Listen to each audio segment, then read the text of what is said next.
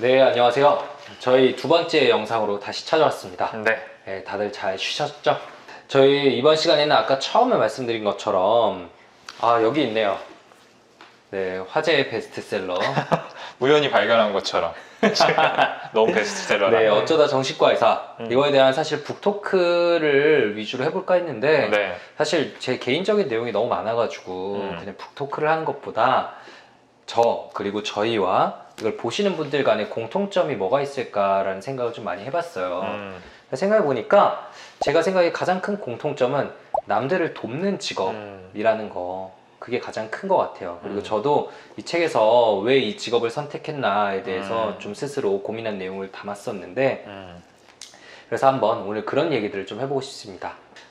정신과 의사 그리고 사회복지사 이렇게 남을 돕는 일을 하는 사람으로서 이 직업에서 느끼는 부분이 저희가 같이 공유하는 어떤 감정과 생각 이런 게 있을 것 같아요.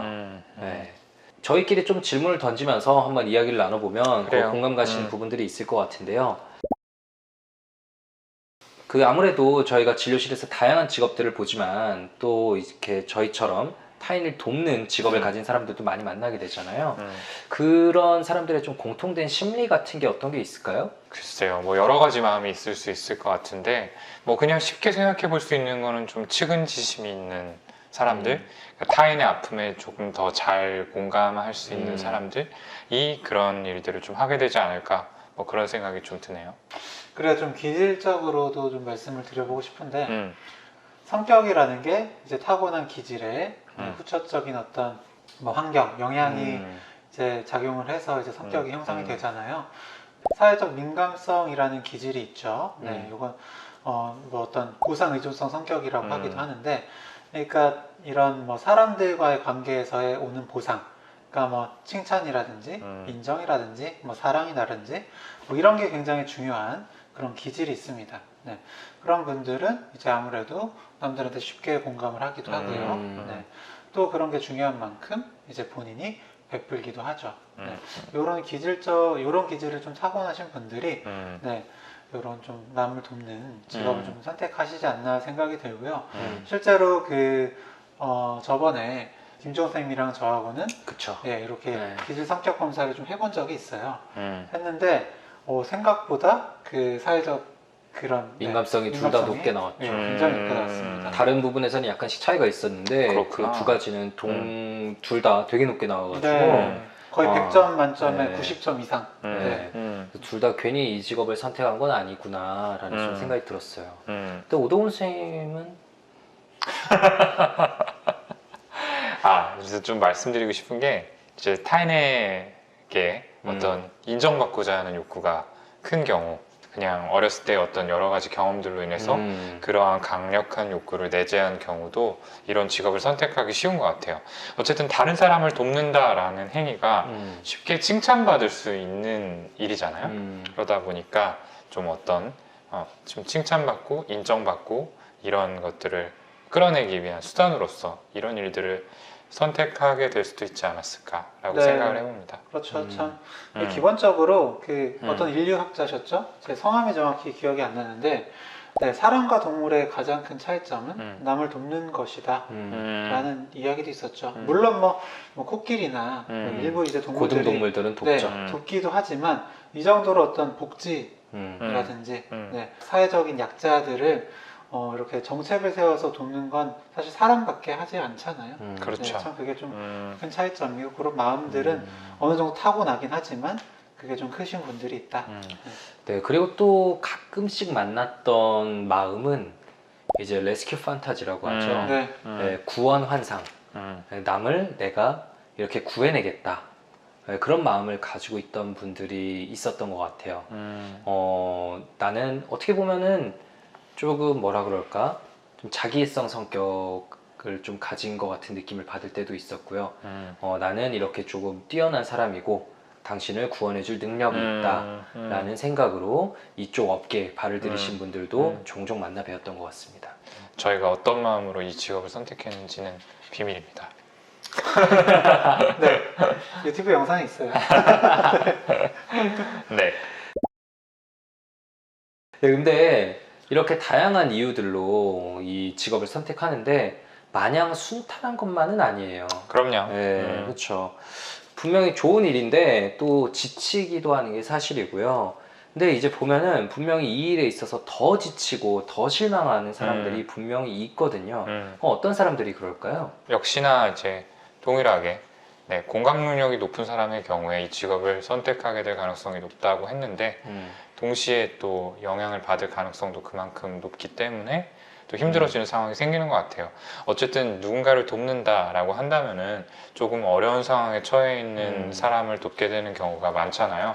그러다 보면은 좀 이제 가슴 아픈 일들도 맞아요. 이제 직접적으로 또 간접적으로 경험을 하게 되는 일들이 많은데 이제 거기에 영향을 또 다른 분들보다 좀 더 많이 받을 수 있게 되는 거죠. 네, 실제로 뭐 저희들도 어느 정도는 또 경험을 해본 부분이라고 생각을 합니다.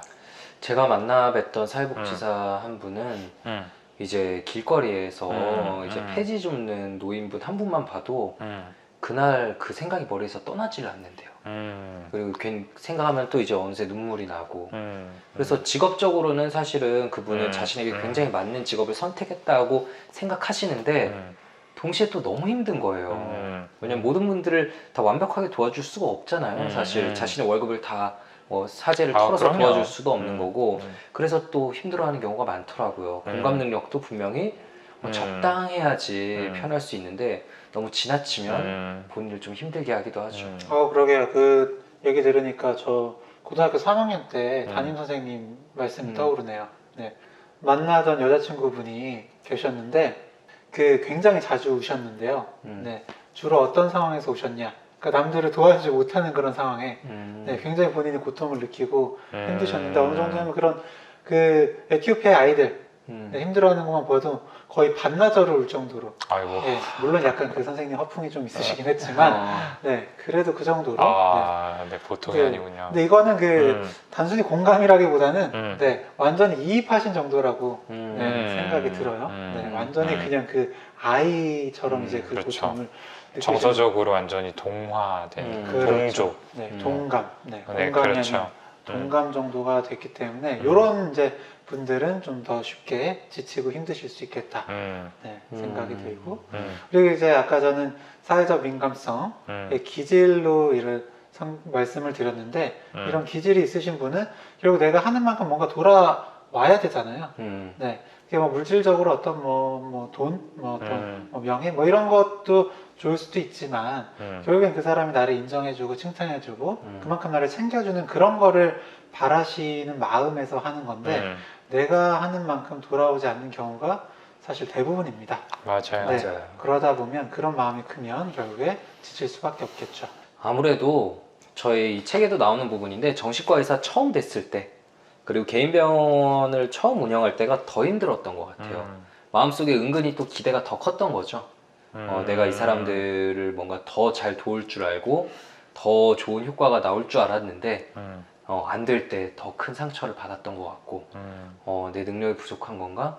아니면 뭔가 이렇게 아무리 해도 안 되는 건가? 무력감을 느끼곤 했었는데 요즘은 뭐 이게 벌써 초심을 잃은 건 아니겠지만 약간은 안 되는 상황에도 그래 안 되는 경우가 사실 있지 라고 생각하게 되는 경우들이 종종 있는 것 같아요. 저도 이제 책에도 적어놨지만 이제 정신과 의사로서 가장 힘들 때가 언제냐라는 질문을 받을 때는 네, 아무래도 저희가 뵙던 환자분께서 스스로 좀 목숨을 끊으셨을 때 그렇죠. 이럴 때가 네. 역시 잊을 수 없는 날이잖아요. 네. 아마 보시는 분들께서도 네, 비슷한 마음 아픈 경험이 있을 거라고 생각을 하고요. 두 분은 좀 어떠세요? 이런 경험들 그럴 때 느끼는 생각이나 감정 같은 것들 좀만 얘기를 해주신다면. 저 같은 경우에는 이제 힘든 거를 충분히 알아주지 못했구나 라는 생각 때문에 많이 자책을 했었던 것 같아요. 특히 이제 저와 같이 치료를 하다가 돌아가신 분 같은 경우에는 사실은 그런 징후들이 참 없었어요. 네, 그러니까 이분이 그런 선택을 할 거라고는 생각 자체를 아예 못했던 거죠. 그러니까 더더구나 마음의 준비가 좀 잘 되어 있지 않았고 좀 한동안 되게 오랫동안 자책을 했던 것 같아요. 이제 제가 전공 1년차 때 봤던 환자분인데 그러니까 겉모습으로 참 그 안에 들어있는 감정들까지 함부로 판단을 했구나 라는 생각이 들어서 예, 오랫동안 좀 많이 힘들었던 기억이 납니다. 저는 이 책을 적고 있는 도중에 또 이제 좀 한 분이 떠나셨는데 그 가족분한테 연락을 받았을 때 진짜로 믿을 수가 없었어요.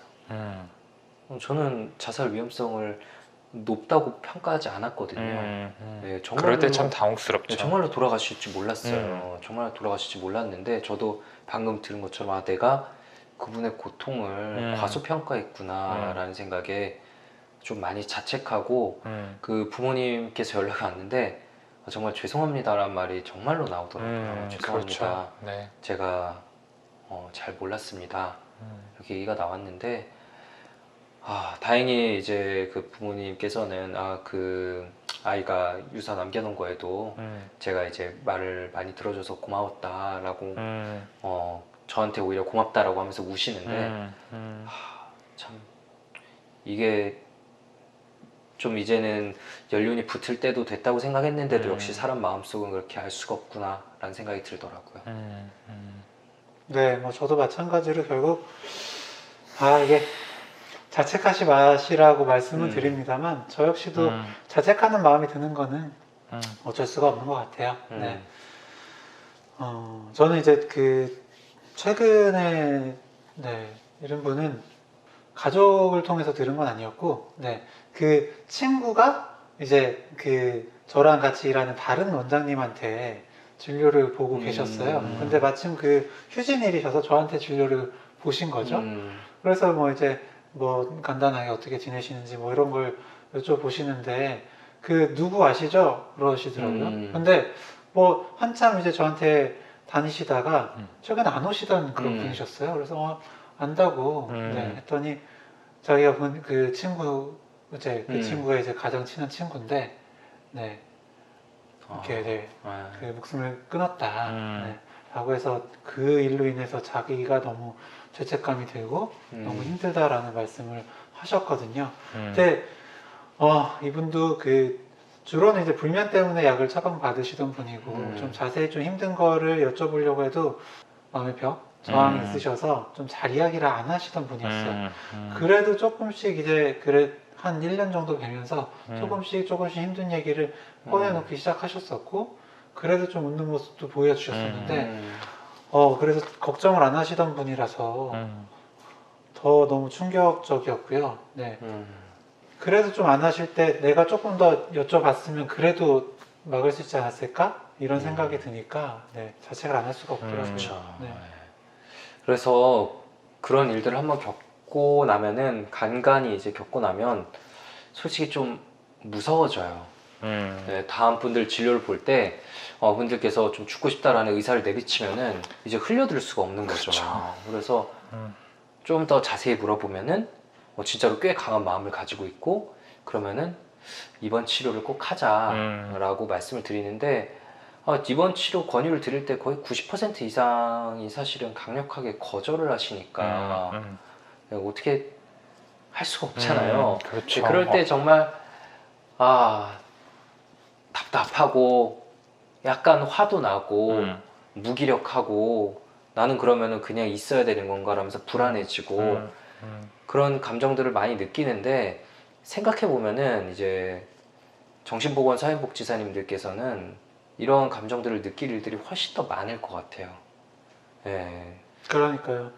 연락도 사회 관리하시는 것도 더 많고 연락도 시간을 가리지 않고 받으실 거고 직접적인 위기 개입을 할 일도 많이 있으실 것 같고요. 그런 순간순간들이 얼마나 좀 불안하시고 힘드실까 이런 생각이 듭니다. 맞습니다. 아마 이제 저희도 그렇고 보고 계신 분들 다 이렇게 말 그대로 멘탈이 무너지는 순간이 올 때가 있을 텐데 맞아요. 그렇다면 좀 멘탈 관리는 어떻게 해야 되는 건가? 저희가 자주 듣는 질문이기도 하죠. 좀 어떻게 해야 되는 걸까요? 이제 저희가 제일 많이 드리는 말씀 중에 하나가 이제 바꿀 수 있는 것과 바꿀 수 없는 것을 좀 구분해 보자라는 얘기를 많이 드려요. 그러니까 결국에 이제 내 마음에 고통을 주는 생각이라는 게 대개는 눈앞에 있는 것이라기보다는 지나간 과거거나 아니면 아직 다가오지 않은 미래에 대한 것인 가능성이 많거든요. 뭐 자책을 한다든지 불안해한다든지 이런 것들이 다 이제 그런 과거나 미래에 대한 생각인데, 이런 것들을 좀 잘 따져보면은 사실 지금 내가 바꿀 수 없는 것인 경우가 더 많아요. 근데 이거를 그냥 막연하게 생각해서는 캐치하지 못하고 계속 그 생각에 좀 빠져있게 되기가 쉬운 거죠.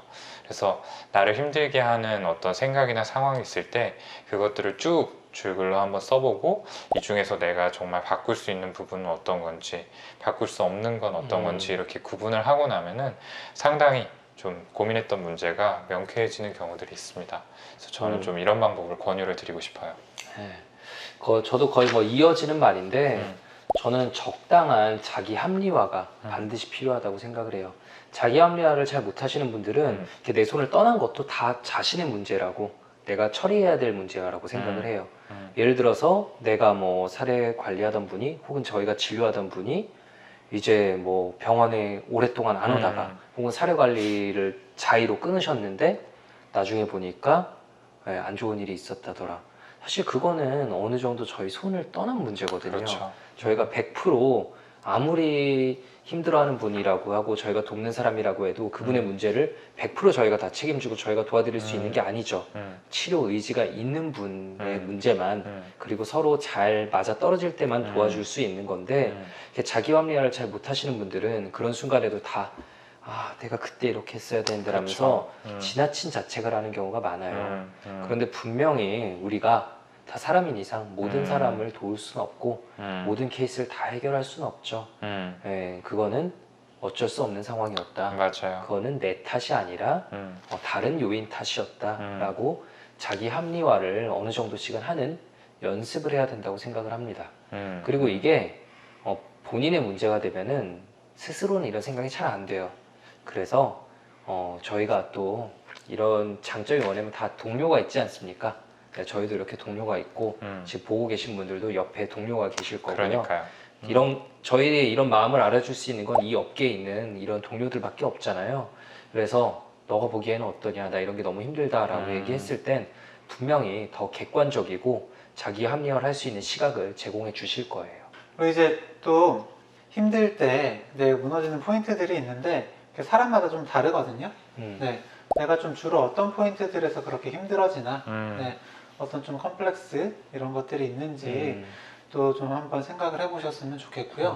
만약에 그렇게 알게 되면 이제 김지용 선생님 얘기하신 것처럼 조금 내가 이런 부분에 약하구나, 뭐 이렇게 힘들 수도 있지 하면서 조금 자기 합리화 해볼 수도 있지 않을까 생각이 듭니다. 그리고 뭐 당연히 뭐 너무나도 잘 알고 계시는 교과서 같은 이야기지만 취미, 스트레스 푸는 방법이 하나 있으시면 좋겠고요. 이게 진료실에서 여쭤볼 때 없어요. 모르겠어요. 하시는 분들이 굉장히 많거든요. 근데 뭐 꼭 뭐 거창한 거 아니어도 됩니다. 이게 있느냐 없느냐 그 자체가 저는 그 중요한 것 같아요. 있다, 나는 힘들 때 이걸 하면 된다 라는 그 통제감 자체가 스트레스 상황에서 나를 좀 지켜주고 보호해줄 수 있거든요. 저희가 이 북토크 책의 내용과 관련 지어서 얘기 드리는 건 여기까지고요. 사실 많은 사전 질문을 받았기 때문에 그 질문들에 대해서 저희가 좀 얘기를 해보려고 해요. 간단하게 한번 답변을 좀 드려볼게요. 질문이 너무 많았는데요. 그 중에서 저희와 그 사회복지사님들 모두가 공감할 수 있을 만한 질문들로만 한번 더 뽑아보았습니다. 첫 번째 질문이에요. 정신과 전문의 일을 하실 때 힘들거나 그 일이 하기 싫어지실 때 어떻게 극복하나요? 출근하기 정말 싫을 때 있죠. 그리고 진짜 현타 올 때가 있죠. 저는 도와주고 싶은데 오히려 뭐 공격을 받거나, 맞아요. 의도를 오해받거나, 아니면 정말 안 좋은 결과가 나오거나 이랬을 때 정말 하기 싫어지는데, 저는 이런 상황에서 또 결국 극복하게 도와주는 게 다른 환자분이라고 생각을 해요. 이런 막 현타에 슬픔에 빠져 있을 여유를 주지 않고 다음 환자분이 또 들어오셔서 다음 얘기를 또 하고, 거기에 집중하다 보면은 또 약간 잊혀지는 것 같고, 또 그 다음 환자분이 오시고 또 그 다음 환자분이 오시고 하다 보면은 어쩔 수 없이 저의 생각과 감정이 과거에 계속 머무르고 있을 수가 없죠. 계속 끌려가게 되니까. 그래서 좀 아이러니컬하게도 도와주는 건 역시 환자분들이시다라는 생각이 들어요. 아마 보고 계신 분들도 비슷한 경험을 하지 않을까 음. 생각이 들기도 하고요. 그래요. 바쁘면 잡생각이 안 나요, 진짜. 뭐 저는 아까도 제 동료다라는 얘기를 했는데 사실 이렇게 모여가지고 이야기하는 것만큼 강한 힘을 가진 거는 없다라고 생각이 들어요. 저희 사실 촬영하려고 만나면은 한 2시간은 떠들고 시작하는 것 같아요. 오늘도 지금 9시에 만났는데 촬영 시작 시간이 11시가 넘었어요. 지금 그냥- 그래서 새벽 1시입니다. 네, 특별한 거를 하지도 않고 그냥 서가지고 약간 노가리, 욕, 뭐 이런 것들로 네. 시간 때우다가 네, 항상 후회하지만 사실은 그 시간이 굉장히 좀 소중한 시간이죠. 그리고 네. 이렇게 삶에서 좀 버퍼가 되는 그런 시간이 아닐까라고 생각하고 있습니다. 맞죠. 네. 욕 얘기했는데 진료실에서도 잠깐 욕을 합니다. 그래서 생각하시면 잠깐 이제 뭐 이런 욕을 잠깐 하고 이제 마음 쓰스렸다가 다음 분 아니 뵈면 뭐 사람이니까요. 그럼요. 네. 그렇게 좀 잠깐이라도 털어내야 네, 다음 분한테 좀 덜 영향이 가지 않나 네, 그런 생각이 들어요. 네, 이 코로나 사태 지나가시면은 네, 지금 들으시는 분들께서도 한잔 하시면서 그러니까요. 네, 욕도 좀 하고 풀어낼 부정적 감정들을 좀 다 풀어내시고 맞아요. 그러시는 과정이 필요하실 거예요. 그러니까요. 저희가 또 사명감만으로 이렇게 계속해서 버티는 거는 어려운 일인 만큼 스스로의 마음을 좀 돌보는 시간이 반드시 필요합니다. 다음 질문 넘어가 볼게요. 친한 친구들의 일과 고민에 어디까지 공감해야 하는지 감정이입의 적정선을 모르겠어요. 자, 요 질문 일단 물어보고 싶은 게 공감이라는 것의 개념을 좀 어떻게 잡고 계시는지 그게 궁금합니다. 지금 이제 이 질문만 놓고 보면은 공감과 감정이입을 좀 동일하게 여기는 것 같아요. 그쵸? 근데 공감이라는 게 그 친구의 입장에 서서 그 친구가 느끼는 감정을 똑같이 느껴주는 거 이게 공감이 아닙니다. 이거는 동감이죠, 사실. 네. 그렇죠. 공감은 비록 내가 하는 생각이나 감정과 차이는 있지만 네 입장에서는 그럴 수 있겠다라고 인정해주는 과정에 좀 더 가깝습니다. 네, 그러니까 어떻게 보면은 좀 이런 것들이 생각보다 좀 선을 긋네라고 느껴지실 수도 있을 텐데 사실은 네 마음은 네 마음이고 내 마음은 내 마음이다. 약간 이런 식의 마인드가 저는 더 필요하다고 생각을 해요. 그래야지 내 마음이 좀 지치지가 않고 내 마음이 지치지 않아야지 친구를 옆에서 더 오랫동안 이해해주고 지지해주는 표현들을 할 수 있는 거거든요. 예, 좀 이 부분을 한번 생각을 해보시면 좋겠다라는 생각이 들어요. 네네. 네, 결국 말씀드리고 싶은 거는 공감이 감정을 똑같이 느끼는 게 아니다. 네, 인정해주는 것 그게 핵심이다라는 이야기를 드립니다. 너무 좋은 말씀 해주셔서 뭐 이 정도면 완벽한 대답일 것 같습니다. 다음 질문 넘어가 볼게요. 스트레스 푸는 법을 잘 모르겠습니다. 스트레스 받더라도 해소하는 나만의 방법이 있으면 좋겠는데 스트레스 관리하는 방법이 궁금합니다. 뭐 아까 멘탈 관리랑 크게 다르지 않은 것 같은데요. 네. 어떻게 하면 스트레스 덜 받고 잘 풀 것이냐인 거잖아요. 더 받는 부분이 있다면 뭐 그거는 이제 뭐 그런 할 수 있는 거 할 수 없는 거 분리한다든지 자기 합리화 한다든지 내가 어떤 부분에서 이렇게 힘들어하는지 혹은 나의 어떤 과거의 경험, 과거의 트라우마들이 지금 상황에 똑같이 어떤 영향을 줘서 내가 더 힘들게 받아들이고 있는지 이런 거를 한번 체크해 보는 거일 것 같고요. 스트레스 푸는 건 정말로 정답이 없고 뭐 적당히 뭐 얘기하는 것도 좋고 뭐 운동하는 거, 게임하는 거 다 좋습니다. 맞아요. 뭐라도 하나 있기만 하면 좋을 것 같고요. 네, 그리고 이제 그 기본적으로 스트레스라는 게 스트레스를 받으면 스트레스 호르몬이 나오고 스트레스 호르몬이 나오면 교감신경이 막 항진이 되면서 막 근육이 긴장하고 막 그렇죠. 화끈거리고 막 손발 떨리고 저리고 막 식은땀 나고 가슴 두근거리는 여러 가지 반응들이 있는데 그러다 보니까 저는 기본적으로 조금 이완하는 어떤 그런 행동들, 뭐 어떤 그런 방법들이 좀 스트레스 푸는 데는 좀 좋지 않나 생각이 듭니다. 게임을 하는 것도 좋지만 조금은 좀 편안한, 너무 전투적이지 않은 게임 하시면 좋을 것 같고요. 뭐가 좋을까요? 뭐 눈 감고 좀 쉰다든지, 뭐 음악도 조금 편안한 음악 듣는다든지, 목욕을 한다든지, 어떤 뭐 아로마 오일, 향초를 뭐 켠다든지, 요런 약간 그런 방법들도 좀 있으면 좋을 것 같네요. 스트레스 푸는데 좀 더 좋지 않을까 생각이 들어요. 네, 사실 스트레스를 그냥 없앤다라는 거는 저는 힘들다고 생각하고 불가능하죠. 그냥 그와 반대되는 행복하고 즐거운 감정을 주는 거라면 뭐든 좋다. 네, 방금 규영이 말한 것처럼 좀 몸이 이완될 수 있는 조금 더 느긋하고 편안한 것이면 더 좋을 것 같다는 생각이 들어요. 네. 그리고 큰 조건이 스스로의 몸을 해치는 방법만 아니면 된다는 거죠. 네. 네, 뭐 당연히 이걸 영상을 보시는 분들은 해당 없겠지만 뭐 자해를 한다든지 술이나 뭐 약물이나 이런 것들에 좀 의존하게 된다든지 이런 방법들까지 거느릴 수는 없지만 뭐 그게 아니라면은 즐거움을 주는 어떤 행동이라도 다 좋다고 생각합니다.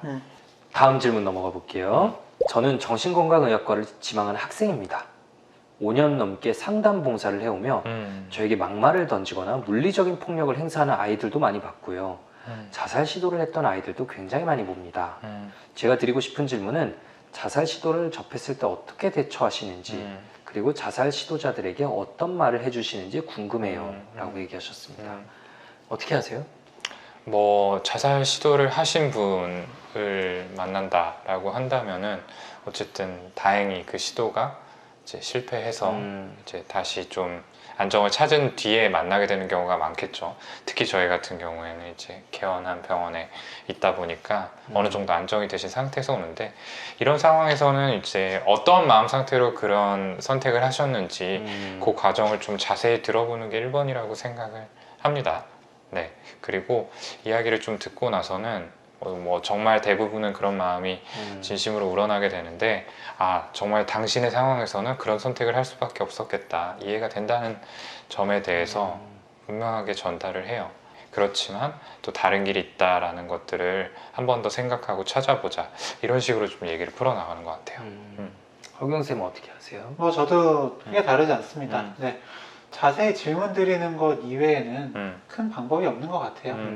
정말 어떤 상황에서 어떤 마음의 시도를 하셨는지 그리고 그 시도에 대해서 지금은 어떻게 생각하시는지 그리고 지금도 여전히 자살에 대한 생각이 있으신지 네, 이런 것들을 평가해야 될 거고요.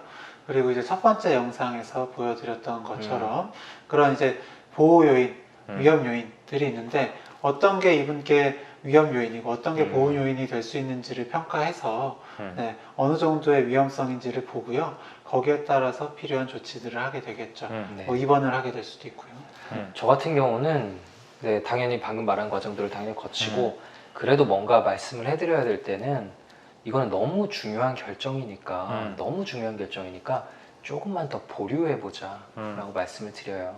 지금 당장 선택하시지 말고 조금 더 여러 가지 좀 시도들을 해보고 노력들을 그러니까 본인이 하신 노력이 아니라 뭔가 더 노력하라는 말은 좀 틀릴 수 있을 것 같네요. 여러 가지 도전들을 좀 더 해보고 나중에 다시 한번 생각해보자 라고 말씀을 드립니다. 사실 책 제목도 이제 어쩌다 정신과 의사인데 우리의 인생들은 진짜 어쩌다 그런 순간들에 또 뭐 어떤 우연들에 의해서 흘러가는 것 같아요. 가끔 이렇게 말씀드릴 때가 있어요. 예를 들어서 한 1년 전에 혹은 뭐 6개월 전에 3개월 전에 지금 이런 상황에 처해 있으리라고 목숨을 끊으실 거라고 생각을 하셨냐 상상이나 하셨냐 절대 못했었는데 어쩌다 보니까 이렇게 흘러왔다. 그리고 또 몇 달이 지나면 또 우리가 상상치 못한 방향으로 어쩌다 보니 흘러가 있을 가능성이 높다. 그렇기 때문에 좀 보류해보자 라고 말씀을 드리는 편입니다. 네, 저희가 드린 조언이 조금이라도 도움이 되셨으면 좋겠고요. 마지막 질문입니다. 나 자신을 더 잘할 수 있는 방법이 있을까요? 가끔 나도 내 자신을 잘 모르겠어요. 뭐가 좋고 싫은지. 선생님들은 나 자신과 한층 가까워질 수 있었던 특별한 일들이 있었는지 궁금해요. 오동훈 선생님. 글쎄요, 이건 진짜 어려운 질문인 것 같아요. 저는 솔직히 저 자신을 잘 모르는 것 같아요. 네. 사실 뭐 나 자신에 대해서 좀 잘 알 수 있었던 계기라고 하면은 정신과 수련이죠. 네. 네, 수련하면서 여러 가지를 좀 배우고 또 환자분들 모습에 나를 좀 비춰보기도 하고 하면서 좀 돌아볼 수 있었던 것 같고요. 근데 저는 아직도 제 자신을 다 알지 못한다고 생각을 해요. 그래서 요즘에 진지하게 하고 있는 생각이 이제 좀 상담을 받아보면 어떨까 라고 생각을 해서 사실은 모 선생님 병원에 지금 진료 예약을 걸어둔 상태입니다. 오, 그래요? 이건 네. 또 처음 들었네요. 네. 그러네. 저는요, 이것도 반복적인 질문이 제일 도움이 된다 생각이 들고요. 반복적인 질문. 그러니까 뭐 좋아하는 거든 싫어하는 거든 하나를 좀 떠올려 보세요. 뭐 예를 들어서 저는 뭐 농구를 좋아하는데 제가 농구를 왜 좋아하는지를 떠올려 보는 거예요. 네. 제가 뭐 골을 넣는 게 좋은 건지 네, 사람들이 제가 잘했을 때 그걸 칭찬해 주는 게 좋은 건지, 아니면 내가 패스를 했을 때 그 사람이 넣는 게 좋은 건지, 아니면 농구 자체가 아니라 농구 보는 게 좋은 건지, 네, 혹은 그냥 농구가 끝나고 사람들이랑 술자리 하는 게 좋은 건지, 뭐 그런 것들을 이제 자세히 좀 들여다보고요. 네, 그렇게 해서 이건 왜 이런 식으로 반복해서 질문을 하다 보면 나에 대해서 조금 더 잘 알게 될 수 있다, 그렇게 생각을 하고요. 네, 그리고 너무 잘하려고 하지 마세요. 네, 그러니까 지금 이분은 뭐가 좋고 뭐가 싫은지 잘 모르겠는데 더 잘 알고 싶은 그런 사람인 거잖아요. 네, 그게 본인한테 되게 중요한 그런 분이신 게 그냥 나라는 그게 전체가 아닐까 생각이 들고요. 나는 왜 이렇게 잘 알지 못할까라는 생각이 조금 더 힘들게 만들 수 있을 것 같습니다. 네. 저는 어떤 이런 특별한 경험이란 게 있는 분들도 있겠지만 대부분 그런 별로 없다고 생각을 하고요. 사실 사람은 굉장히 이제 복합적인 존재라, 그리고 복잡한 존재고 계속 바뀌기 때문에 되게 단편적으로 자신을 설명할 수 없거든요. 분명히 시간이 지나면서 계속 이렇게 스스로에게 질문을 던지다 보면 조금씩 더 본인에 대해서 이해해 나가게 되고, 그게 쌓이다 보면 언젠가는 이제 좀 나도 나를 아는구나 라는 순간이 올 거라고 생각을 합니다. 네, 오늘 이 부족한 저희 셋이서 뭔가 아는 사람인 것처럼 열심히 떠들었는데 어느 정도 좀 도움이 되셨는지 모르겠어요. 네, 두 분은 어떠셨는지? 네, 일단은 직접 찾아뵙지 못한 게 다시 한번 좀 아쉽게 느껴지고요. 네, 그래도 방송으로나마 이렇게 좀 소통할 수 있는 기회가 있어서 좋았고, 저희 뭐 아시겠지만 유튜브 채널 열려 있으니까 또 거기에 오셔서 생각하시는 바, 느끼시는 바 함께 나눠주시면 정말 좋을 것 같습니다. 저는 뭐 말을 잘하지 못하는데 강연하는 건 그래도 좀 괜찮고, 특히 이런 멤버들이랑 같이 할 때는 참 좋아요. 이렇게 직접 이렇게 뵙고, 특히 저는 다른 거 앞에 뭐 내용 뭐 이렇게 내용이야 뭐 다른 많은 선생님들 하고 계시고, 이제 그 뭐 더 좋은 내용들 알려주시는 분들도 계시기 때문에 꼭 저희가 아니어도 된다라고 생각을 하는데, 저희의 장점은 그래도 저희 얘기들을 조금 녹여서 하고 네, 오픈을 하는 그런 부분이 아닐까 생각이 들거든요. 그렇기 때문에 저희는 마지막에 좀 질문을 받고 답해드리는 그런 시간을 좀 길게 가지는 편인데, 그게 조금 안 돼서 좀 많이 아쉽고요. 네, 다음에 혹시 기회가 된다면 직접 찾아뵙고 좀 얘기를 나누는 시간이 있으면 좋을 것 같습니다. 네, 지금까지 집중해서 봐주신 분들께 안 보이지만 진심으로 감사의 말씀을 드리고요. 감사합니다. 네, 감사합니다. 네. 저희가 언젠가 오프라인에서 또 좋은 인연으로 배웠으면 합니다. 저희는 또 저희의 위치에서 뭐 최선을 다하며 진료를 하겠지만, 저희보다 훨씬 더 고생을 하시는 정신보건 분야에 일하시는 모든 분들께서 힘내시고 이 코로나 사태 속에서도 지치지 않고 잘 견뎌내시기를 바랄게요. 그럼 저희는 다음에 또 좋은 기회로 찾아뵙기를 기대하면서 오늘은 인사 말씀드리도록 하겠습니다. 감사합니다. 감사합니다. 네, 고생 많으세요. 벌써 김제시 온라인 생명사랑 북토크 콘서트가 끝나가고 있습니다. 벌써요? 진짜 아쉽네요. 네, 많이 아쉽습니다. 지금까지 영상을 시청해주신 여러분들께 감사의 말씀을 꼭 전해드립니다. 네, 그리고 김제시 자살 예방 사업에 많은 관심 부탁드리며, 오늘 행사에 아낌없는 지원해주신 김제 시장님, 보건소장님, 그리고 김제 미륵병원장님께 감사의 말씀 드립니다. 네, 그리고 오늘 행사 영상이 마음에 드셨다면 유튜브 구독, 영상 좋아요, 인스타그램 팔로우 해주시면 감사하겠습니다. 네, 지금까지 김제시 정신건강복지센터였습니다. 감사합니다.